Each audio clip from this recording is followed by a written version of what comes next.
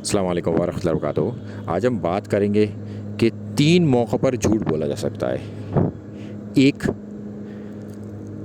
گھر میں بیوی کی تعریف کرنے میں آپ جھوٹ بول سکتے ہیں، اسے خوش کرنے کے لیے کہ آج تم نے کھانا اچھا پکایا، اچھے کپڑے پہنے، یا اس کی کسی بھی تعلق سے، تاکہ گھر میں اچھا ماحول بنا رکھیں، تو بیوی کو خوش کرنے کے لیے آپ جھوٹ بول سکتے ہیں۔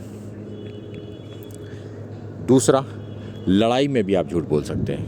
تیسرا، لوگوں کے درمیان صلح کرانے میں جھوٹ بول سکتے ہیں۔ لڑائی میں جھوٹ بولنے سے مراد یہ ہے کہ لڑائی کو ختم کرانے کے لیے آپ جھوٹ بول سکتے ہیں، اور لوگوں کے درمیان صلح کرانے، اس کے علاوہ آپ جھوٹ نہیں بول سکتے۔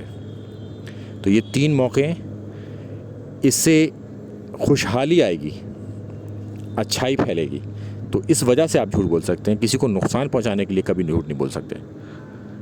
تو اس بات کا خیال رہے کہ تعریف میں بیوی کی، لڑائی میں ختم کرانے کے لیے، اور لوگوں کے درمیان صلح کرانے کے لیے۔ السلام علیکم ورحمۃ اللہ وبرکاتہ۔